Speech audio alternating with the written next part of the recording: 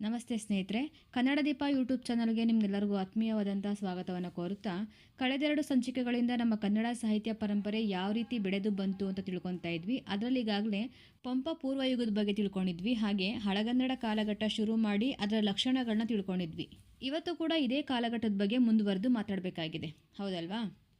ನಾವು ಈ ಹಳಗನ್ನಡ ಕಾಲಘಟ್ಟವನ್ನು ಪಂಪಯುಗ, ಸುವರ್ಣಯುಗ, ಸಂಕ್ರಮಣ ಯುಗ, ಸಾಹಿತ್ಯದಲ್ಲಿ ಚಿನ್ನದ ಬೆಳೆಯನ್ನು ತೆಗೆದಂಥ ಕಾಲಘಟ್ಟ ಅಂತೆಲ್ಲ ಗುರುತಿಸ್ತೀವಿ. ಈ ಥರ ಗುರುತಿಸೋದಕ್ಕೆ ಕಾರಣ ಏನು? ಹಾಗೆ ಇಲ್ಲಿನ ಕವಿಗಳೆಲ್ಲ ಇಷ್ಟೊಂದು ಸಾಧನೆ ಮಾಡೋದಕ್ಕೆ ಕಾರಣಕರ್ತರಾದರೂ ಯಾರು? ಈ ಪ್ರಶ್ನೆಗೆಲ್ಲ ನಾವು ಉತ್ತರವನ್ನು ಕಂಡುಕೊಳ್ಳಲೇಬೇಕು. ಯಾಕಂದರೆ ಇವಾಗ ಒಬ್ಬ ಕವಿ ಆಗಿರಲಿ ಅಥವಾ ಯಾರೋ ಒಬ್ಬ ಕಲೆಗಾರ ಆಗಿರಲಿ, ಫಾರ್ ಎಕ್ಸಾಂಪಲ್ ಇವಾಗ ನನಗೆ ತುಂಬ ಚೆನ್ನಾಗಿ ಚಿತ್ರಕಲೆ ಬರುತ್ತೆ ಅಂತಂದರೆ ಚಿತ್ರವನ್ನು ಬರೆದು ನಾನೇ ಮಾಡಿಕೊಂಡ್ರೆ ನನ್ನನ್ನು ಯಾರು ಗುರುತಿಸ್ತಾರೆ? ಇಲ್ಲ ಅಲ್ವಾ? ಅದೇ ನಾನು ಬರೆದಿರೋಂಥ ಚಿತ್ರವನ್ನು ನಾನು ಪಬ್ಲಿಕ್ ಮುಂದೆ ಇಟ್ಟಾಗ ಯಾರೋ ಒಬ್ಬರು ಗುರುತಿಸಿ ತುಂಬ ಚೆನ್ನಾಗಿ ಬರೆದಿದೆಯಾ ಅಂತ ನನಗೆ ಅಪ್ರಿಷಿಯೇಟ್ ಮಾಡ್ತಾರೆ. ಇವತ್ತು ಒಬ್ಬರು ಮೆಚ್ಕೊಂಡಿದ್ದಾರೆ ಅಂತಂದರೆ ನಾಳೆ ದಿನ ಮತ್ತಷ್ಟು ಜನಗಳು ಅದನ್ನು ಮೆಚ್ಕೊತಾರೆ, ಹೌದಲ್ವಾ? ಆ ಸಂಖ್ಯೆ ಬೆಳೀತಾನೆ ಹೋಗುತ್ತೆ. ಯಾವೊಬ್ಬ ವ್ಯಕ್ತಿಯ ಕಲೆಯನ್ನು ಮತ್ತೊಬ್ಬ ವ್ಯಕ್ತಿ ಗುರುತಿಸೋದಿಲ್ವೋ ಅಥವಾ ಅದೇ ವ್ಯಕ್ತಿ ತನ್ನ ಕಲೆಯನ್ನು ಹೊರಗಡೆ ಪ್ರದರ್ಶನಕ್ಕೆ ಇಡೋದಿಲ್ವೋ ಅವನು ಮೂಲೆ ಗುಂಪಾಗ್ತಾ ಹೋಗ್ತಾನೆ. ಇದು ಇಲ್ಲಿಗೆ ಮೀಸಲು ಅಂತಲ್ಲ, ನಮ್ಮ ಸಾಹಿತ್ಯ ರಂಗಕ್ಕೂ ಇದು ಅನ್ವಯ ಆಗುತ್ತೆ. ನೋಡಿ, ನಮ್ಮ ಕವಿಗಳಿಗೆ ಒಂದಲ್ಲ ಒಂದು ರೀತಿಯಲ್ಲಿ ಅವರ ಸಾಹಿತ್ಯ ಕೃಷಿಯನ್ನು ಯಾರೋ ಗುರುತಿಸಿದ್ದಾರೆ ಅಥವಾ ಅವ್ರಿಗೆ ಯಾರೋ ಒಂದು ಪೋಷಣೆಯನ್ನು ಕೊಟ್ಟಿದ್ದಾರೆ, ಹಾಗಾಗಿ ಆ ಕವಿಗಳು ಪ್ರಸಿದ್ಧಿಯನ್ನು ಹೊಂದಿದ್ದಾರೆ. ಯಾರಿರ್ಬೋದು ಹೇಳಿ? ಅವರೇ ನಮ್ಮ ಹೆಮ್ಮೆಯ ರಾಜ ಮಹಾರಾಜರು. ಆರಂಭಿಕ ಕಾಲಘಟ್ಟದಲ್ಲಿ ಪುಟ್ಟ ಹೆಜ್ಜೆಯನ್ನು ಇಟ್ಕೊಂಡು ಬರ್ತಿದ್ದಂತಹ ನಮ್ಮ ಸಾಹಿತ್ಯಕ್ಕೆ ಪೋಷಣೆಯ ನೀರನ್ನು ಕೊಟ್ಟು ದೊಡ್ಡ ಸಸಿಯನ್ನಾಗಿ ದೊಡ್ಡ ಮರವನ್ನಾಗಿ ಮಾಡಿ ಬೆಳೆಸಿದವರೇ ನಮ್ಮ ಹೆಮ್ಮೆಯ ರಾಜ ಮಹಾರಾಜರು ಅಂದರೆ ತಪ್ಪಾಗೋದಿಲ್ಲ. ಆಗಲೇ ಹೇಳಿದೆ ಅಲ್ವಾ, ಕೇವಲ ನಮ್ಮಲ್ಲಿ ಪ್ರತಿಭೆ ಇದೆ, ನಮ್ಮಲ್ಲಿ ಒಂದು ಕಲೆ ಇದೆ ಅಂದರೆ ಸಾಕಾಗೋದಿಲ್ಲ, ಅದನ್ನು ನಾವು ಮತ್ತೊಬ್ಬರ ಹತ್ರ ಪ್ರದರ್ಶನವನ್ನು ಪಡಿಸ್ಬೇಕು. ಕವಿಗಳಿಗೂ ಕೂಡ ಒಂದು ಪ್ರತಿಭೆ ಇದ್ದರೆ ಸಾಕಾಗೋದಿಲ್ಲ, ಅದಕ್ಕೆ ಪ್ರೋತ್ಸಾಹ ಸಿಗಬೇಕು. ಅಂಥ ಪ್ರೋತ್ಸಾಹವನ್ನು ನಮ್ಮ ರಾಜಾದಿ ಮಹಾರಾಜರು ಮಾಡ್ತಾಯಿದ್ರು. ಆ ಕವಿಗಳ ವಿದ್ವತ್ತನ್ನು, ಪಾಂಡಿತ್ಯವನ್ನು ಗುರುತಿಸಿ ಅವರಿಗೆ ಆಶ್ರಯವನ್ನು ನೀಡಿ ಕವಿಯ ಕಾವ್ಯ ಸಾಮರ್ಥ್ಯದಿಂದ ಅರಳಿದಂತಹ ಕಲಾಕೃತಿಯನ್ನು, ಆ ಕೃತಿರತ್ನವನ್ನು ತುಂಬಾ ಇಷ್ಟಪಟ್ಟು ಅವರಿಗೆ ಉಡುಗೊರೆ ಬಹುಮಾನಗಳನ್ನು ಕೊಡ್ತಾಯಿದ್ರು. ನೋಡಿ, ನಮ್ಮ ಬಹುತೇಕ ರಾಜರು ಕೇವಲ ಯುದ್ಧ ಪ್ರಿಯರಾಗಿರಲಿಲ್ಲ, ಬದಲಾಗಿ ಅವರು ಕಲಾ ಪೋಷಕರಾಗಿದ್ದರು. ಸ್ವತಃ ಕವಿಗಳಾಗಿದ್ದರಿಂದನೇ ಉದಾರ ಮನಸ್ಸಿನಿಂದ ಇತರೆ ಕವಿಗಳ ಕೃತಿಗಳನ್ನು ಹಾಡಿ ಹೊಗಳುತ್ತಾ ಇದ್ರು. ಅವರಿಗೆ ಸನ್ಮಾನ ಬಹುಮಾನಗಳನ್ನು ನೀಡಿ ಉನ್ನತ ಸ್ಥಾನದಲ್ಲಿ ಇಡ್ತಾಯಿದ್ರು. ಇಲ್ಲಿ ನಾವು ನಮ್ಮ ರಾಜರು ಸಹ ಸಾಹಿತ್ಯ ಪ್ರೇಮಿಯಾಗಿದ್ರು ಅಂತ ಅರ್ಥ ಮಾಡ್ಕೊಬೇಕು. ಕಾವ್ಯವನ್ನು ಆಸ್ವಾದಿಸುವ ಸಹೃದಯರಾಗಿದ್ದಾಗ ಮಾತ್ರ ಕವಿಗಳಿಗೆ ಆಶ್ರಯವನ್ನು ಮತ್ತು ಅವರಿಗೆ ಹೊಗಳಿಕೆ, ಬಿರುದು, ಬಾವಲಿಗಳನ್ನ ಕೊಡೋದಕ್ಕೆ ಸಾಧ್ಯ ಆಗೋದು. ಹಾಗೆ ಕಾವ್ಯದ ಸವಿಯನ್ನು ಒಬ್ಬರೇ ಸವಿತಾ ಇರಲಿಲ್ಲ, ಬದಲಾಗಿ ಇತರರಿಗೂ ಸಹ ತಲುಪಿಸುವಂಥ ದೃಷ್ಟಿಯಿಂದ ಆ ಕಾವ್ಯಕ್ಕೆ ಗ್ರಂಥಸ್ಥ ರೂಪವನ್ನು ಕೊಡ್ತಾರೆ. ಇವತ್ತು ನಾವು ನೀವೆಲ್ಲ ಯಾವುದು ಶ್ರೇಷ್ಠವಾದಂಥ ಕೃತಿಗಳು ಅಂತ ಓದ್ತೀವಲ್ಲ, ಅದೆಲ್ಲ ಬಹುಪಾಲು ನಮ್ಮ ನೆಲದ ರಾಜರುಗಳ ಆಶ್ರಯದಲ್ಲಿ ಇಟ್ಕೊಂಡೇ ಬರೆದಿರೋಂಥದ್ದು. ಇದರಿಂದನೇ ನಮ್ಮ ಕನ್ನಡ ಸಾಹಿತ್ಯ ತುಂಬ ಶ್ರೀಮಂತವಾಗಿ, ಸಮೃದ್ಧವಾಗಿ ಇವತ್ತು ಬೆಳೆದು ನಿಂತಿದೆ. ಭಾಷಿಕ ದೃಷ್ಟಿಯಿಂದ ನೋಡಿದ್ರೆ ಆಗ ರಾಜಾಶ್ರಯ ಬೇಕಿತ್ತು ನಮ್ಮ ಸಾಹಿತ್ಯಕ್ಕೆ ಅಂತ ಅನಿಸುತ್ತೆ. ಯಾಕಂದರೆ ಆಗಿನ ಕಾಲಘಟ್ಟದಲ್ಲಿ ಸಂಸ್ಕೃತ ಮತ್ತು ಪ್ರಾಕೃತ ತುಂಬಾ ಮುಖ್ಯವಾಗಿರುವಂಥ ಭಾಷೆಯಾಗಿತ್ತು. ನಮ್ಮ ಶಾಸನಗಳನ್ನ ಗಮನಿಸಿ, ಅದರಲ್ಲಿ ಪ್ರಾಕೃತ ಮತ್ತು ಸಂಸ್ಕೃತ ಎಷ್ಟೊಂದು ಪ್ರಭಾವವನ್ನು ಬೀರಿದೆ ಅಲ್ವಾ? ಇಂಥ ಸನ್ನಿವೇಶದಲ್ಲಿ ಒಬ್ಬ ರಾಜ ಆದವನು ಯಾವುದೇ ಭಾಷೆಯನ್ನು ಕಡೆಗಣಿಸಲಿಲ್ಲ. ಸಂಸ್ಕೃತ ಮತ್ತು ಪ್ರಾಕೃತ ಮುಖ್ಯ ಆದರೆ ಏನಾಯಿತು, ಕನ್ನಡ ಭಾಷೆನೂ ಇದೆಯಲ್ವಾ ಅಂತಂದ್ಬಿಟ್ಟು ಮೂರು ಭಾಷೆಗೂ ಸಮಾನವಾದಂಥ ಪ್ರಾಧಾನ್ಯತೆಯನ್ನು ಕೊಡ್ತಾರಲ್ವಾ, ಅದು ನಮ್ಮ ರಾಜರ ಒಂದು ವೈಶಿಷ್ಟ್ಯತೆ ಅಂತ ಹೇಳ್ಬೋದು. ನಮ್ಮ ಕನ್ನಡ ಭಾಷೆನೂ ಸಹ ಸಂಸ್ಕೃತ ಮತ್ತು ಪ್ರಾಕೃತ ಭಾಷೆಯಷ್ಟೇ ವಿಜೃಂಭಿಸಿತು ರಾಜರ ಕಾಲದಲ್ಲಿ ಅಂತ ಇದರಿಂದ ಗೊತ್ತಾಗುತ್ತೆ ನಮಗೆ. ಕನ್ನಡ ಕವಿಗಳನ್ನು ಪ್ರೋತ್ಸಾಹಿಸುವ ಮೂಲಕ ನಮ್ಮ ಕನ್ನಡ ಸಾಹಿತ್ಯವನ್ನು ಶ್ರೀಮಂತಗೊಳಿಸಿದ್ದು, ಸಮೃದ್ಧಗೊಳಿಸಿದ್ದು ನಮ್ಮ ಧೀಮಂತ ರಾಜಮನೆತನಗಳು, ಮಹಾರಾಜಾದಿ ರಾಜರು ಅಂತ ಹೆಮ್ಮೆಯಿಂದ ಹೇಳ್ಕೊಬೋದಲ್ವಾ? ಮುಖ್ಯ ವಿಷಯಕ್ಕಿಂತ ಪೀಠಿಕೆನೇ ಜಾಸ್ತಿ ಆಗೋಯ್ತು ಅಲ್ವಾ? ಸರಿ, ಇವಾಗ ಡೈರೆಕ್ಟಾಗಿ ಟಾಪಿಕ್ ಹೋಗಿಬಿಡೋಣ. ನಮ್ಮ ಕನ್ನಡ ಸಾಹಿತ್ಯವನ್ನು ಗಮನಿಸಿದ್ರೆ ಸಾಹಿತ್ಯದ ಆರಂಭದಿಂದ ಕುಮಾರವ್ಯಾಸನ ಕಾಲದವರೆಗೆ ಅನೇಕ ಕವಿಗಳು, ಬಹುಪಾಲು ಕವಿಗಳು ಅಂತಲೇ ಇಟ್ಕೊಳ್ಳಿ, ಅವರೆಲ್ಲ ರಾಜಾಶ್ರಯವನ್ನೇ ಅವಲಂಬಿಸಿದ್ದಾರೆ ಅಂತ ಗೊತ್ತಾಗುತ್ತೆ. ಯಾಕೆ ಹೇಳಿ? ಆ ಕಾಲನೇ ಹಾಗಿತ್ತಲ್ವಾ? ಕ್ಷಾತ್ರಯುಗ ಆಗಿತ್ತು, ಆವಾಗ ರಾಜಮನೆತನಗಳ ಕಾಲ ಆಗಿತ್ತು. ಈ ಬಗ್ಗೆ ಹೆಚ್ಚಿನ ಮಾಹಿತಿಗೆ ಒಂದು ಸ್ವಲ್ಪ ಹಿಸ್ಟ್ರಿ ಬಗ್ಗೆ ನೋಡೋಣವಾ? ಸರಿ, ನಮ್ಮ ದಕ್ಷಿಣ ಭಾರತವನ್ನು, ಅದರಲ್ಲೂ ನಮ್ಮ ಕರ್ನಾಟಕವನ್ನು ಆಳ್ವಿಕೆ ಮಾಡಿದಂತಹ ರಾಜಮನೆತನಗಳು ಯಾವ್ಯಾವುದು? ಶಾತವಾಹನರು, ಕದಂಬರು, ಗಂಗರು, ರಾಷ್ಟ್ರಕೂಟರು, ಚಾಳುಕ್ಯರು, ಹೀಗೆಲ್ಲ ಆನ್ಸರ್ ಬರ್ತವೆ. ಈ ಆನ್ಸರ್ ನಮಗೆ ಲಿಟ್ರೇಚರ್ಗೆ ಸಂಬಂಧಪಟ್ಟಂಗೆ ಬೇಕಲ್ವಾ? ನಮ್ಮ ಕರ್ನಾಟಕವನ್ನು ಆಳ್ವಿಕೆ ಮಾಡಿದಂತಹ ಮೊಟ್ಟ ಮೊದಲ ರಾಜಮನೆತನ ಶಾತವಾಹನರದಾಗಿರ್ತೈತೆ. ಕ್ರಿಸ್ತಪೂರ್ವ 235 ಅವರ ಆಳ್ವಿಕೆ ಶುರು ಮಾಡಿದ್ದು. ಇವರ ಆಳ್ವಿಕೆಯಲ್ಲಿ ನಮ್ಮ ಕನ್ನಡ ಕವಿಗಳು ಕಂಡು ಬರ್ತಾರಾ? ಇಲ್ಲ. ಆದರೆ ರಾಜ ಹಾಲ ಅನ್ನೋನು ಗಾಥಾ ಸಪ್ತಸತಿ ಅಂತ ಕೃತಿಯನ್ನು ಬರೀತಾರೆ. ಅದು ಪ್ರಾಕೃತ ಭಾಷೆಯಲ್ಲಿದೆ. ಈ ಕೃತಿನಲ್ಲಿ ಕನ್ನಡದ ಕೆಲ ಪದಗಳು ಬಳಕೆಯಾಗಿದ್ದೇವೆ ಅಂತ ಗೊತ್ತಾಗುತ್ತೆ. ನೋಡಿ, ಶಾತವಾಹನರ ಆಡಳಿತ ಭಾಷೆನೇ ಪ್ರಾಕೃತ ಆಗಿತ್ತು, ಜೊತೆಗೆ ಇವರು ಬ್ರಾಹ್ಮಿ ಲಿಪಿಯನ್ನು ಬಳಕೆ ಮಾಡ್ತಾ ಇದ್ರು. ಕನ್ನಡದ ಬಗ್ಗೆ ಎಲ್ಲೂ ಸುಳಿವಿಲ್ಲ. ಹಾಲನ ಕೃತಿಯಲ್ಲಿರೋ ಉಲ್ಲೇಖದಿಂದ ಕನ್ನಡ ಭಾಷೆ ಇತ್ತು ಅಂತಲೂ ಅರ್ಥ ಮಾಡ್ಕೊಬೋದು. ಸಾಹಿತ್ಯನೂ ಇರ್ಬೋದೇನೋ, ಬಹುಶಃ ನಮ್ಗೆ ಸಿಕ್ಕಿಲ್ಲ ಅದು. ಇವರಾದ್ಮೇಲೆ ನೆಕ್ಸ್ಟ್ ಪಲ್ಲವರು ಬರ್ತಾರೆ. ಇವರು ಶಾತವಾಹನರ ಸಾಮಂತರಾಗಿದ್ರು. ಇವ್ರ ಬಗ್ಗೆ ಮಾಹಿತಿ ನಮ್ಗೆ ಈಗ ಬೇಡ. ಯಾಕಂದ್ರೆ ಇವರು ತಮಿಳುನಾಡಿನ ಪ್ರಥಮ ರಾಜರು ಅಂತ ಕರೆಸ್ಕೊಂತಾರೆ. ಯಾರು? ಪಲ್ಲವರು. ಹಾಗಾಗಿ ಇವ್ರ ಬಗ್ಗೆ ಮಾಹಿತಿ ಬೇಡ. ಯಾಕಂದ್ರೆ ಇವ್ರ ಮುಖ್ಯವಾದಂಥ ಭಾಷೆ ತಮಿಳು ಮತ್ತೆ ಸಂಸ್ಕೃತ ಆಗಿತ್ತು. ಅವ್ರು ಇದ್ದಿದ್ದೇ ತಮಿಳುನಾಡು ಅಂತಂದ್ರೆ ತಮಿಳೇ ಮುಖ್ಯ ಅಲ್ವಾ? ಇನ್ನು ನೆಕ್ಸ್ಟ್ ಇವ್ರಿಗೆ ಸಮಕಾಲೀನರಾಗಿ 2 ರಾಜಮನೆತನಗಳು ನಮ್ಮ ಕನ್ನಡ ನಾಡಲ್ಲಿ ಹುಟ್ಕೊತವೆ. ಒಂದು ಕನ್ನಡದ ಮೊಟ್ಟ ಮೊದಲ ರಾಜಮನೆತನ ಆಗಿರುವಂತಹ ಕದಂಬರು, ಮತ್ತೊಂದು ಗಂಗರು. ಇವೆರಡು ಸ್ವತಂತ್ರವಾಗಿ ಕ್ರಿಸ್ತಶಕ 345-350ರಲ್ಲಿ ತಲೆ ಎತ್ತಿರುವಂತಹ ರಾಜಮನೆತನಗಳು ಕದಂಬ ಮತ್ತು ಗಂಗರು. ನೋಡಿ, ಇಲ್ಲಿಂದ ನಮ್ಮ ಕನ್ನಡ ಸಾಹಿತ್ಯವನ್ನು ನಾವು ಗುರುತಿಸ್ತಾ ಹೋಗ್ಬೋದು. ಕದಂಬರು ಅಂತಂದರೆ ನಮಗೆ ನೆನಪಾಗೋದು ಹಲ್ಮಿಡಿ ಶಾಸನ ಅಲ್ವಾ? ಕ್ರಿಸ್ತಶಕ 450ರಲ್ಲಿ ಹಾಸನ ಜಿಲ್ಲೆಯ ಹಲ್ಮಿಡಿ ಗ್ರಾಮದಲ್ಲಿ ಕಾಕುತ್ಸವರ್ಮ ಹೊರಡಿಸಿರುವಂತಹ ಪೂರ್ವದ ಹಳಗನ್ನಡ ಭಾಷೆಯ ಹಲ್ಮಿಡಿ ಶಾಸನ ನಮ್ಮ ಕನ್ನಡ ಭಾಷೆಯ ಮೊದಲ ಲಿಖಿತ ದಾಖಲೆ ಅಂತ ಹೇಳ್ಬೋದು. ಕದಂಬರು ಪ್ರಾಕೃತ ಮತ್ತು ಸಂಸ್ಕೃತವನ್ನು ಆಡಳಿತ ಭಾಷೆಯಾಗಿ ತಗೊಂಬರ್ತಾರೆ. ಕ್ರಮೇಣವಾಗಿ ಒಂದೊಂದು ಭಾಷೆನ ತಗೊತಾರೆ. ಆದರೆ ಕಾಕುತ್ಸವರ್ಮನ ಕಾಲಕ್ಕೆ ಕನ್ನಡವೇ ಆಡಳಿತ ಭಾಷೆಯಾಗಿ ಪ್ರಧಾನವಾಗಿ ಕಾಣಿಸ್ಕೊಳ್ಳುತ್ತೆ. ಇದಕ್ಕೆ ಸಾಕ್ಷಿಯಾಗಿರೋದೇ ಹಲ್ಮಿಡಿ ಶಾಸನ. ಒಂದು ಬೇಜಾರೇನು ಅಂತಂದರೆ ಇಲ್ಲಿ ಕನ್ನಡ ಭಾಷೆಗೆ ಪ್ರಾಮುಖ್ಯತೆ ಕೊಟ್ಟಿದ್ದಾರೆ. ಹಾಗಾದರೆ ಕೃತಿನೂ ರಚನೆ ಆಗಿರುತ್ತಲ್ವಾ? ನಮಗೆ ಸಿಕ್ಕಿಲ್ವಲ್ಲ ಆ ಕೃತಿಗಳು, ಅದೇ ಬೇಜಾರು. ನೆಕ್ಸ್ಟ್ ತಲಕಾಡಿನ ಗಂಗರು ಬರ್ತಾರೆ. ಇಲ್ಲಿ ದುರ್ವಿನೀತ ರಾಜ ಮತ್ತು ಸೈಂಕೋಟಿ ಶಿವಮಾರ ನಮ್ಮ ಕನ್ನಡ ಸಾಹಿತ್ಯದಲ್ಲಿ ಗುರುತಿಸ್ಕೊತಾರೆ ಪೂರ್ವದ ಹಳಗನ್ನಡದಲ್ಲಿ. ಹಾಗಿದ್ರೆ ಇವ್ರ ಕೃತಿಗಳು ಸಿಕ್ಕಿದೆಯಾ ಕನ್ನಡದಲ್ಲಿ ಬರೆದಿರೋಂಥ ಕೃತಿಗಳು? ಇಲ್ಲ. ಆದರೆ ದುರ್ವಿನೀತ ಭಾರವಿ ಬರೆದಿರೋಂಥ ಕಿರಾತಾರ್ಜುನೀಯ ಅನ್ನೋ ಕೃತಿಗೆ ವ್ಯಾಖ್ಯಾನವನ್ನು, ಟೀಕೆಯನ್ನು ಬರೆದಿದ್ದಾರೆ. ಜೊತೆಗೆ ಗುಣ್ಣಾಡಿಯ ಬರೆದಿರೋಂಥ ವಡ್ಡಕಥಾ ಗ್ರಂಥವನ್ನು ಪ್ರಾಕೃತದಿಂದ ಸಂಸ್ಕೃತಕ್ಕೆ ಭಾಷಾಂತರ ಮಾಡಿದ್ದಾರೆ. ಇದಕ್ಕೋಸ್ಕರ ನಾವು ಕನ್ನಡ ಸಾಹಿತ್ಯದಲ್ಲಿ ಇವ್ರ ಹೆಸರನ್ನ ಗುರುತಿಸ್ತೀವಿ. ಹಾಗೆ ಇವರು ಟೀಕು ಬರೆದ್ರಲ್ವಾ, ಅದು ಯಾವ ಭಾಷೆಯಿಂದ ನಮ್ಗೆ ಇನ್ನೂ ಗೊತ್ತಾಗಿಲ್ಲ. ಇನ್ನು ನೆಕ್ಸ್ಟ್ ಸೈಂಕೋಟೆ ಶಿವಮಾರ ಇದ್ರಲ್ವಾ, ಅವರು ಗಜಾಷ್ಟಕ ಅಂತ ಗಜಶಾಸ್ತ್ರದ ಮೇಲೆ ಒಂದು ಕೃತಿಯನ್ನು ಬರೆದಿದ್ದಾರೆ. ಆದರೆ ಇದು ಕನ್ನಡದ್ದಲ್ಲ. ಇವರು ಕನ್ನಡದಲ್ಲೇ ಒಂದು ಕೃತಿಯನ್ನು ಬರೆದಿದ್ದಾರೆ ಅಂತೆ, ನಮಗೆ ಸಿಕ್ಕಿಲ್ಲ. ಇವರನ್ನ ಯಾಕೆ ನಾವು ಗುರುತಿಸ್ಕೊತೀವಿ ಅಂತ ಅಂದರೆ, ನೋಡಿ, ಚಾವುಂಡರಾಯ ಬರೋದು ಗಂಗಾರಾವ್ ಮನೆತನದಲ್ಲಿ ಅಲ್ವಾ, ಅಲ್ಲಿ ಕನ್ನಡ ಭಾಷೆ ಇತ್ತು ಅಂತ ನಮಗೆ ಗೊತ್ತಾಗುತ್ತೆ. ಹಾಗಾಗಿ ಈ ಒಂದು ಮನೆತನವನ್ನು ನಾವು ಕನ್ನಡ ಸಾಹಿತ್ಯಕ್ಕೆ ಕೊಡುಗೆಯನ್ನು ಕೊಟ್ಟಿದ್ದಾರೆ ಅಂತ ಗುರುತಿಸ್ಕೊತೀವಿ. ನೆಕ್ಸ್ಟ್ ಪಲ್ಲವರ ನಂತರ ಆಳ್ವಿಕೆ ಬರೋದು ಬಾದಾಮಿ ಚಾಲುಕ್ಯರು. ಬಾದಾಮಿ ಚಾಲುಕ್ಯರನ್ನು ಸೋಲಿಸೋದು ರಾಷ್ಟ್ರಕೂಟರು. ರಾಷ್ಟ್ರಕೂಟರು ನಮ್ಮ ಕನ್ನಡ ಸಾಹಿತ್ಯದಲ್ಲಿ ತುಂಬಾ ಇಂಪಾರ್ಟೆಂಟ್ ಆಗುತ್ತೆ. ಯಾಕಂದರೆ ಇಲ್ಲಿ ಶ್ರೀ ವಿಜಯ ಬರೆದಿರುವಂಥ ಕವಿರಾಜ ಮಾರ್ಗ ಈ ಒಂದು ಡೈನೆಸ್ಟಿ ಒಂದು ಕಾಲಘಟ್ಟದಲ್ಲಿ ಗುರುತಿಸ್ತೀವಿ ನಾವು. ಕನ್ನಡದ ಮೊಟ್ಟ ಮೊದಲ ಅಲಂಕಾರ ಗ್ರಂಥ, ಶಾಸ್ತ್ರ ಗ್ರಂಥ, ಲಕ್ಷಣ ಗ್ರಂಥ ಅಂತೆಲ್ಲ ಕರಿತೀವಲ್ಲ, ಕವಿರಾಜ ಮಾರ್ಗ ಕೃತಿ, ಅದು ಇದೇ ಕಾಲಘಟ್ಟದಲ್ಲಿ ರಚನೆ ಆಗಿರೋದು. ರಾಜ ಅಮೋಘವರ್ಷ ನೃಪತುಂಗ ಶ್ರೀ ವಿಜಯನಿಗೆ ಆಶ್ರಯದಾತನಾಗಿದ್ದ ಅಂತ ಗೊತ್ತಾಗುತ್ತೆ. ಶರ್ವ ಆಳ್ವಿಕೆ ಮಾಡಿದ್ದು 814ರಿಂದ 878, ಒಟ್ಟು 64 ವರ್ಷಗಳ ಕಾಲ ಆಳ್ವಿಕೆ ಮಾಡ್ತಾನೆ. ಈ ಪೀರಿಯಡ್ ಒಳಗಡೆ ಈಗ ಕವಿರಾಜ ಮಾರ್ಗ ಕಾಲ ಯಾವುದು ಅಂತ ಕೇಳಿದ್ರೆ ನಾವು 850 ಅಂತ ಹೇಳ್ತೀವಲ್ವ. ಹಾಗಾಗಿ ಅಮೋಘವರ್ಷನ ಪೀರಿಯಡಲ್ಲೇ ಆ ಕೃತಿ ರಚನೆ ಆಯಿತು ಅಂತ ನಾವು ಖಚಿತವಾಗಿ ಹೇಳ್ಬೋದು. ಹಾಗೆ ಇದೇ ರಾಜಮನೆತನದ ಆಶ್ರಯವನ್ನು ಪಡ್ಕೊಂಡಂತಹ ಮತ್ತೊಬ್ಬ ಮಹಾನ್ ಕವಿ ಯಾರು ಅಂದರೆ ಪೊನ್ನಕವಿ. 3ನೇ ಕೃಷ್ಣನ ಆಸ್ಥಾನದಲ್ಲಿ ಆಸ್ಥಾನ ಕವಿಯಾಗಿದ್ದವರು ಪೊನ್ನಕವಿ. ಒಟ್ಟು 3 ಕೃತಿಗಳನ್ನ ಬರೀತಾರೆ. ಶಾಬೂಜಿ. ಶಾ ಅಂದರೆ ಶಾಂತಿ ಪುರಾಣ, ಭೂ ಅಂದರೆ ಭುವನೈಕ್ಯ ರಾಮಾಭ್ಯುದಯ, ಜಿ ಅಂದರೆ ಜಿನಾಕ್ಷರ ಮಾಲೆ.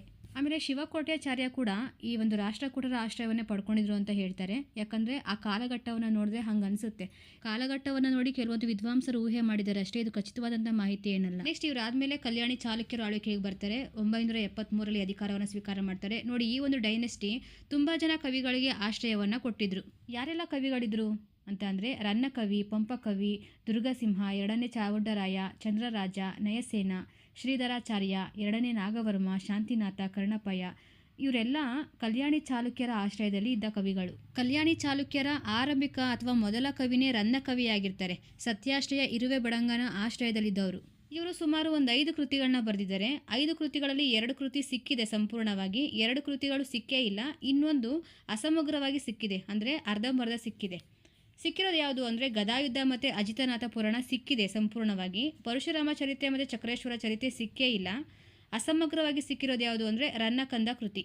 ಈ ಕೃತಿಗಳಲ್ಲಿ ತನಗೆ ಆಶ್ರಯ ಕೊಟ್ಟಿರುವಂತಹ ಸತ್ಯಾಶ್ರಯ ಇರುವೆ ಬಡಂಗನನ ಭೀಮನಿಗೆ ಸಮೀಕರಿಸಿ ಗದಾಯುದ್ಧ ಅನ್ನೋ ಕೃತಿಯನ್ನು ಬರೆದಿದ್ದಾರೆ. ಅದು ಸಿಂಹಾವಲೋಕನ ಕ್ರಮದಲ್ಲಿ. ಇವರು ತಮ್ಮ ಕಾವ್ಯಶಕ್ತಿಯ ಬಗ್ಗೆ ಎಷ್ಟು ಚೆನ್ನಾಗಿ ಹೇಳ್ಕೊತಾರೆ ಅಂತಂದರೆ, ಸರಸ್ವತಿಯ ಭಂಡಾರದ ಮುದ್ರೆಯನ್ನೊಡೆದೆ ಎನ್ನ ಕೃತಿರತ್ನವನ್ನು ಪರೀಕ್ಷಿಸುವವರಿಗೆ 8 ಎರ್ದೆಯೇ ಅಂತೆಲ್ಲ ಹೇಳ್ಕೊತಾರೆ. ನೋಡಿ, ಈ ಕೃತಿ ರನ್ನನಿಗೆ ಅದು ಎಷ್ಟರ ಮಟ್ಟಿಗೆ ಹೆಸರು ತಂದುಕೊಡುತ್ತೆ ಅಂತಂದರೆ, ರನ್ನನ ಕೀರ್ತಿ ಭೂಮಿ ಮೇಲೆ ಶಾಶ್ವತವಾಗಿ ಉಳಿಸುವಂಥ ಕೃತಿ ಅನ್ನೋ ಹೆಗ್ಗಳಿಕೆಗೂ ಕೂಡ ಪಾತ್ರ ಆಗುತ್ತೆ. ಇರುವ ಬೆಡಂಗ ಕೂಡ ಇದೇ ಕೃತಿಯನ್ನು ಮೆಚ್ಚಿಕೊಂಡು ರನ್ನ ಕವಿಗೆ ಕವಿ ಚಕ್ರವರ್ತಿ ಅನ್ನೋ ಬಿರುದನ್ನು ಕೊಡ್ತಾರೆ. ನೆಕ್ಸ್ಟ್ ಕನ್ನಡದ ಆದಿಕವಿ ಪಂಪಕವಿ. ಪಂಪಕವಿಗೆ ಆಶ್ರಯ ಕೊಟ್ಟಿದ್ದು ಚಾಳುಕ್ಯರ ಅರಿಕೇಸರಿ ರಾಜ. ಆಶ್ರಯ ಕೊಟ್ಟಂತಹ ರಾಜನಿಗೆ ಋಣಿಯಾಗಿರೋದಕ್ಕೆ ರಾಜನಿಷ್ಠೆಯನ್ನು ತೋರಿಸೋದಕ್ಕೋಸ್ಕರ ಪಂಪಕವಿ ರಾಜನ ಕುರಿತು ಒಂದು ಕೃತಿಯನ್ನು ಬರೀತಾರೆ. ಅದೇ ಪಂಪ ಭಾರತ ಕೃತಿ. ಈ ಕೃತಿಯನ್ನು ಕನ್ನಡದಲ್ಲಿ ಉಪಲಬ್ಧವಿರುವಂತಹ ಮಹಾಭಾರತದ ಪ್ರಥಮ ಕೃತಿ ಅಂತ ಕರೀತಾರೆ. ಏನಿದೆ ಅಂಥದ್ದು ಈ ಕೃತಿನಲ್ಲಿ ಅಂತಂದರೆ, ತನ್ನ ಆಶ್ರಯದಾತ ಆಗಿರುವಂತಹ ಹರಿಕೇಸರಿಯನ್ನು ಕಥಾನಾಯಕನನ್ನಾಗಿ ಮಾಡಿಕೊಂಡು ಅರ್ಜುನನೊಂದಿಗೆ ಸಮೀಕರಿಸಿ ಹೊಗಳಿ ಬರೆದಿದ್ದಾರೆ. ಹರಿಕೇಸರಿಯ ಎಲ್ಲ ಬಿರುದುಗಳನ್ನು ಅರ್ಜುನ ಬಿರುದುಗಳಾಗಿ ಮಾಡಿದ್ದಾರೆ. ಇಲ್ಲಿ ಮುಖ್ಯವಾದಂಥ ಬದಲಾವಣೆ ಏನು ಮಾಡ್ಕೊಂಡಿದ್ದಾರೆ ಮೂಲ ಕೃತಿಗಿಂತ ಅಂತಂದರೆ, ಪಂಚವಲ್ಲಭಿಯಾಗಿರುವಂಥ ದ್ರೌಪದಿ ಕೇವಲ ಅರ್ಜುನನೊಬ್ಬನಿಗೆ ಪತ್ನಿ ಅಂತ ತೋರಿಸಿದ್ದಾರೆ. ಕೊನೆಯದಾಗಿ ಪಟ್ಟದರಸಿ ಆಗೋದು, ಪಟ್ಟಕ್ಕೆ ಕೂರೋದು ಸುಭದ್ರೆ ಆಗಿರ್ತಾಳೆ, ದ್ರೌಪದಿ ಅಲ್ಲ. ತನ್ನ ರಾಜನನ್ನು ಹೊಗಳಿ ಅವನ ಗುಣಗಾನವನ್ನು ಮಾಡಿ ಜೊತೆಗೆ ಸ್ವತಂತ್ರವಾಗಿ ತನ್ನ ನಿಲುವನ್ನು ಸಹ ಹೇಳ್ಕೊಂಡಿದ್ದಾರೆ. ಸಮಕಾಲೀನ ಇತಿಹಾಸದ ಚಿತ್ರಣವನ್ನು, ಮಾನವ ಸಂಘರ್ಷದ ಕಥೆಯನ್ನು ಕಟ್ಕೊಡೋ ಮೂಲಕ ಶ್ರೀಕೃಷ್ಣನ ಪಾತ್ರಕ್ಕೆ ಅವಕಾಶನೇ ಕೊಟ್ಟಿಲ್ಲ ಇದರಲ್ಲಿ. ಸರಿ, ಪಂಪ ಮಹಾಕವಿ 2 ಕೃತಿಗಳನ್ನ ಬರೆದಿದ್ದಾರೆ, ಅದು ನಮಗೆ ಸಿಕ್ಕಿದೆ ಅಂತ ಗೊತ್ತಿದೆ. ಒಂದು ಲೌಕಿಕ ಕೃತಿ, ಮತ್ತೊಂದು ಅಲೌಕಿಕ ಕೃತಿ. ಲೌಕಿಕವಾದದ್ದು ಪಂಪಭಾರತ, ಅಲೌಕಿಕವಾದದ್ದು ಆದಿಪುರಾಣ. ನೆಕ್ಸ್ಟು ಇಮ್ಮಡಿ ಜಯಸಿಂಹ, ಕಲ್ಯಾಣಿ ಚಾಲುಕ್ಯರ ಮತ್ತೊಬ್ಬ ರಾಜ ಇಮ್ಮಡಿ ಜಯಸಿಂಹ. ಇವರ ಆಸ್ಥಾನದಲ್ಲಿ ದುರ್ಗಸಿಂಹ ಕವಿನೂ ಇರ್ತಾರೆ. ಇವರಿಲ್ಲಿ ದಂಡನಾಯಕ ಪ್ಲಸ್ ಸಂಧಿ ವಿಗ್ರಹಿ ಎರಡೂ ಕಾರ್ಯವನ್ನು ಮಾಡ್ತಾಯಿದ್ರು. ಯಾರು? ದುರ್ಗಸಿಂಹ ಕವಿ. ಪಂಚತಂತ್ರ ಕಥೆಗಳನ್ನು ಕನ್ನಡದಲ್ಲಿ ಬರೆದಂತಹ ಒಬ್ಬ ಕವಿ ದುರ್ಗಸಿಂಹ ಕವಿ. ಆಮೇಲೆ ಇದೇ ಇಮ್ಮಡಿ ಜಯಸಿಂಹ 2ನೇ ಚಾವುಂಡರಾಯನಿಗೂ ಚಂದ್ರರಾಜನಿಗೂ ಸಹ ಆಶ್ರಯವನ್ನು ಕೊಟ್ಟಿದ್ರು. 2ನೇ ಚಾವುಂಡರಾಯನ ಕೃತಿಗಳು ಯಾವುದು ಅಂದರೆ, ಒಂದು ಲೋಕೋಪಕಾರ, ಮತ್ತೊಂದು ಕವಿತಾ ವಿಲಾಸ. ಚಂದ್ರರಾಜನ ಕೃತಿ ಮದನ ತಿಲಕ. ಇಲ್ಲಿ ನಾವು ಗಮನಿಸ್ದಂಗೆ ಚಂದ್ರರಾಜನ ಆಶ್ರಯದಾತನ ಬಗ್ಗೆ ಕೆಲವೊಂದು ಬುಕ್ಗಳಲ್ಲಿ ಚಾಲುಕ್ಯ ಜಯಸಿಂಹ ಮಹಾಸಾಮಂತ ರೇಚ ಅಂತ ಕೊಟ್ಟಿದ್ದಾರೆ. ಆದರೆ ಹಿಸ್ಟ್ರಿನಲ್ಲೂ ನೋಡಬೇಕಲ್ವ ನಾವು. ಹಿಸ್ಟ್ರಿ ತಗೊಂಡಾಗ ಇಮ್ಮಡಿ ಜಯಸಿಂಹನ ಆಸ್ಥಾನದಲ್ಲಿ ಚಂದ್ರರಾಜ ಇದ್ರು ಅಂತ ಗೊತ್ತಾಗುತ್ತೆ. ನೆಕ್ಸ್ಟ್ ನಯಸೇನ ಕವಿ, ಧರ್ಮಾಮೃತ ಬರೆದಿರುವಂಥ ನಯಸೇನ. ಇವ್ರ ಕಾಲಘಟ್ಟ ಕ್ರಿಸ್ತಶಕ 1112. ಇದು ಕೃತಿ ರಚನೆ ಆಗಿರುವಂಥ ಕಾಲಘಟ್ಟ. ನೋಡಿ, ಈ ಕಾಲಘಟ್ಟವನ್ನು ಗಮನಿಸಿದಾಗ ಇವರು ಸಹ ಚಾಲುಕ್ಯರ ಕಾಲಘಟ್ಟದಲ್ಲಿ ಇದ್ರು ಅಂತ ಗೊತ್ತಾಗುತ್ತೆ ಅಲ್ವಾ. ಹಿಸ್ಟ್ರಿ ನೋಡಿದಾಗ ಇವ್ರ ಹೆಸರು ಅಲ್ಲಿ ಉಲ್ಲೇಖ ಇದೆ. ನಯಸೇನ ಬರೆದಿರುವಂಥ ಧರ್ಮಾಮೃತ ಅಂತ ಸಾಹಿತ್ಯದಲ್ಲಿ ನಾವು ನೋಡ್ತೀವಿ. ಆಗಲೇ ಹೇಳ್ದಂಗೆ ಚಾಲುಕ್ಯರ ಕಾಲಘಟ್ಟದಲ್ಲಿ ತುಂಬ ಜನ ಕವಿಗಳು ಆಶ್ರಯವನ್ನು ಪಡ್ಕೊಂಡಿದ್ರು. ಈಗ 1ನೇ ಸೋಮೇಶ್ವರ ಅಥವಾ ಅಹವಮಲ್ಲನ ಆಶ್ರಯದಲ್ಲಿ ಶ್ರೀಧರಾಚಾರ್ಯರು, ಜಾತಕ ತಿಲಕ ಬರೆದಿರುವಂಥ ಶ್ರೀಧರಾಚಾರ್ಯರು ಆಶ್ರಯವನ್ನು ಪಡ್ಕೊಂಡಿದ್ರೆ, ಜಗದೇಕ ಮಲ್ಲ ರಾಜನಲ್ಲಿ 2ನೇ ನಾಗವರ್ಮ ಆಶ್ರಯವನ್ನು ಪಡ್ಕೊಂಡಿದ್ರು. 2ನೇ ನಾಗವರ್ಮನ ಕೃತಿಗಳು ಯಾವುದು ಹೇಳಿ? ಒಂದು ಕರ್ನಾಟಕ ಭಾಷಾಭೂಷಣ, ಮತ್ತೊಂದು ಕಾವ್ಯಾವಲೋಕನ, ಮತ್ತು ವಸ್ತುಕೋಶ. ಇದು 2ನೇ ನಾಗವರ್ಮನ ಕೃತಿಗಳು. 1ನೇ ನಾಗವರ್ಮಂದು ಯಾವ್ಯಾವ ಕೃತಿ? ಚಂದೋಂಬುದಿ ಮತ್ತು ಕರ್ನಾಟಕ ಕಾದಂಬರಿ 1ನೇ ನಾಗವರ್ಮನ ಕೃತಿ. ನಾಗವರ್ಮಾಚಾರ್ಯಂದು ಚಂದ್ರಚೂಡಾಮಣಿ ಶತಕ. ಈ 3 ಜನ ಕವಿಗಳು ಪಂಪಯುಗದಲ್ಲೇ ಬರ್ತಾರೆ. 2 ಬ್ರಾಹ್ಮಣರು, 1 ಜೈನ ಕವಿಗಳು. ಕನ್ಫ್ಯೂಸ್ ಮಾಡ್ಕೊಂಬಿಡಿ. ಸರಿ, ಈಗ ಹೇಳಿ, ಜಗದೇಕ ಮಲ್ಲನಲ್ಲಿ ಯಾರು ಆಶ್ರಯವನ್ನು ಪಡ್ಕೊಂಡಿದ್ದು? 2ನೇ ನಾಗವರ್ಮ. ಆಮೇಲೆ ಶಾಂತಿನಾಥ ಮತ್ತು ಕರ್ಣಪಾಯ ಅಂತ ಕವಿಗಳು ಬರ್ತಾರಲ್ವ, ಅವರು ಚಾಲುಕ್ಯರ ಮಾಂಡಳಿಕ ಆಗಿರುವಂಥ ಲಕ್ಷ್ಮೀರಾಜನಲ್ಲಿ ಆಶ್ರಯವನ್ನು ಪಡ್ಕೊಂಡಿದ್ರು. ಒಂದು ರೀತಿ ಚಾಲುಕ್ಯರ ಇವ್ರಿಗೂ ಸಹ ಆಶ್ರಯವನ್ನು ಕೊಟ್ಟಿದ್ರು ಅಂತ ಹೇಳ್ಬೋದು. ನೆಕ್ಸ್ಟ್ ಚಾಲುಕ್ಯರಾದಮೇಲೆ ಹೊಯ್ಸಳ ಸಾಮ್ರಾಜ್ಯ ಬರುತ್ತಲ್ವ, ದ್ವಾರ ಸಮುದ್ರದ ಹೊಯ್ಸಳರು. ಇವರು ಕೂಡ ಕೆಲವೊಂದಿಷ್ಟು ಕವಿಗಳಿಗೆ ಆಶ್ರಯವನ್ನು ಕೊಟ್ಟಿದ್ದಾರೆ. ನೇಮಿಚಂದ್ರ ಇರ್ಬೋದು, ರುದ್ರಭಟ್ಟ ಕವಿ ಇರ್ಬೋದು, ಜನ್ನ ಕವಿ, ಕೆರೆಯ ಪದ್ಮರಸ, ರಾಘವಾಂಕ, ನಾಗಚಂದ್ರ ಇತ್ಯಾದಿ. ಇನ್ನು ಇವರಾದಮೇಲೆ ವಿಜಯನಗರ ಸಾಮ್ರಾಜ್ಯ ಬರುತ್ತಲ್ವ, ಅಲ್ಲಂತೂ ನಮ್ಮ ಕನ್ನಡ ಇನ್ನೂ ಉನ್ನತ ಮಟ್ಟಕ್ಕೆ ಹೋಯಿತು ಅಂತಲೇ ಹೇಳ್ಬೋದು. ರತ್ನಾಕರ ವರ್ಣಿಯ ಭರತೇಶ ವೈಭವ ಆಗಿರ್ಬೋದು, ಚಾಮರಸ ಕವಿಯ ಪ್ರಭುಲಿಂಗ ಲೀಲೆ ಕೃತಿ ರಚನೆ ಆಯಿತು, ಕುಮಾರವ್ಯಾಸ ಬರೆದಿರುವಂಥ ಕರ್ನಾಟಕ ಭಾರತ ಕಥಾಮಂಜರಿ ಕೃತಿಯಾಗಿರ್ಬೋದು, ಲಕ್ಕಣ ದಂಡೇಶನ ಶಿವತತ್ವ ಚಿಂತಾಮಣಿ, ಭೀಮಕವಿಯ ಬಸವ ಪುರಾಣ, ಶಿವಶರಣರ ಶೂನ್ಯ ಸಂಪಾದನೆಗಳು, ಕನಕದಾಸರ ಮೋಹನ ತರಂಗಿಣಿ, ನಡಚರಿತೆ, ಹರಿಭಕ್ತಸಾರ ಎಲ್ಲ ರಚನೆ ಆಗಿದ್ದು ಇವ್ರ ಕಾಲ್ಗಟ್ಟಲೇನೆ. ಇಲ್ಲಿ ಇನ್ನೂ ತುಂಬ ಕವಿಗಳು ಬರ್ತಾರೆ, ಆದರೆ ನಾನು ಮೇಯ್ನಾಗಿ ಸ್ವಲ್ಪ ಹೇಳ್ಕೊಂಡು ಹೋಗ್ತಾ ಇದ್ದೀನಿ ಅಷ್ಟೇ. ಒಡೆಯರ ಕಾಲಘಟ್ಟಕ್ಕೆ ಬಂದರೆ ರಾಜನೇ ಕವಿಯಾಗಿದ್ರಲ್ವ, ಚಿಕ್ಕದೇವರಾಜ ಒಡೆಯರು ಕವಿಗಳೇ ಆಗಿದ್ರು ಅವರು. ಆಮೇಲೆ ತಿರುಮಲಾರ್ಯ ಅವರು ಕೂಡ ಆಶ್ರಯವನ್ನು ಪಡ್ಕೊಂಡಿದ್ರು ಚಿಕ್ಕದೇವರಾಜ ಒಡೆಯನ ಆಸ್ಥಾನದಲ್ಲಿ. ಸಿಂಗರಾರ್ಯ, ಸಂಚಿ ಹೊನ್ನಮ್ಮ ಆಗಿರ್ಬೋದು, ದೇವಚಂದ್ರ, ಕೆಂಪು ನಾರಾಯಣ ಇತ್ಯಾದಿ ಕವಿಗಳು ಆಶ್ರಯವನ್ನು ಪಡ್ಕೊಂಡೇ, ರಾಜರ ಆಶ್ರಯದಲ್ಲಿ ಇದ್ಕೊಂಡೇ ತಮ್ಮ ಸಾಹಿತ್ಯ ಕೃಷಿಯನ್ನು ಮಾಡಿದವರು. ನೋಡಿ, ಇಷ್ಟೆಲ್ಲ ಯಾಕೆ ನಾವು ತಿಳ್ಕೊಳ್ಬೇಕಾಯಿತು? ಶ್ರೀ ವಿಜಯನ ಕವಿರಾಜ ಮಾರ್ಗದಿಂದ ಇಲ್ಲಿ ಮುದ್ರಾ ಮಂಜುಷ ಬರೆದ್ರಲ್ವ ಕೆಂಪು ನಾರಾಯಣ, ಇಲ್ಲಿವರೆಗೆ ಭಾಗಶಃ ಎಲ್ಲ ಕವಿಗಳು ರಾಜರ ಆಶ್ರಯದಲ್ಲೇ ಇದ್ದವರು. ಆಗಿನ ಕಾಲಘಟ್ಟ ನೋಡಿದಾಗ ಈಗಿನ ಥರ ಯಾವುದೇ ಪ್ರಿಂಟಿಂಗ್ ಪ್ರೆಸ್ಸು, ಈ ಜೆರಾಕ್ಸ್ ಮಿಷಿನ್ನು, ನಾವು ಬರೆದಿರೋದನ್ನು ಸಡನ್ನಾಗಿ ಇಂಟರ್ನೆಟಲ್ಲಿ ಹಾಕೋದು ಆ ಥರ ಏನೂ ಇರಲಿಲ್ಲ ಅಲ್ವಾ. ಮೊದಲಿಗೆ ಯಾವುದೇ ಕವಿ ತನ್ನ ವಿದ್ಯೆಯನ್ನು, ಪಾಂಡಿತ್ಯವನ್ನು ಪ್ರದರ್ಶನ ಮಾಡ್ಕೊಳ್ಳೋದಕ್ಕೆ ಅಥವಾ ತನ್ನ ಮನಸ್ಸಿಗೆ ಖುಷಿಯನ್ನು ಕೊಡ್ತಿದ್ದಾವೆ, ಹಿತವನ್ನು ಕೊಡ್ತಿದ್ದಾವೆ ಅಂತ ಕೃತಿಯನ್ನು ರಚನೆ ಮಾಡ್ತಾಯಿದ್ರು. ಅದನ್ನು ರಾಜ ಗಮನಿಸ್ತಾ ಇದ್ದ. ಸಹೃದಯ ರಾಜ ಅದನ್ನು ಗಮನಿಸಿ ಆ ಕವಿಯ ಕಾವ್ಯ ರಚನೆಗೆ ಪ್ರೋತ್ಸಾಹವನ್ನು ಕೊಡ್ತಾ ಇದ್ದ, ಅವನ ಪ್ರತಿಭೆಯನ್ನು ಗುರುತಿಸ್ತಾ ಇದ್ದ. ಗುರುತಿಸಿ ಸುಮ್ಮನೆ ಆಗಲಿಲ್ಲ, ಬಹಳ ಉದಾರ ಮನಸ್ಥಿತಿಯಿಂದ ಬೇರೆ ಬೇರೆ ಧರ್ಮದವ್ರನ್ನೂ ಕೂಡ ಪೋಷಣೆ ಮಾಡ್ತಾಯಿದ್ರು, ತಮ್ಮ ಆಶ್ರಯದಲ್ಲಿ ಇಟ್ಕೊತಾ ಇದ್ರು. ಸ್ಟಾರ್ಟಿಂಗಲ್ಲೇ ಒಂದು ಮಾತು ಹೇಳಿದ್ದೆ, ಸಂಸ್ಕೃತ ಮತ್ತು ಪ್ರಾಕೃತ ಆಗಿನ ಕಾಲಘಟ್ಟದಲ್ಲಿ ತುಂಬಾ ಮುಖ್ಯವಾಗಿದ್ದಂಥ ಭಾಷೆ ಅಂತ.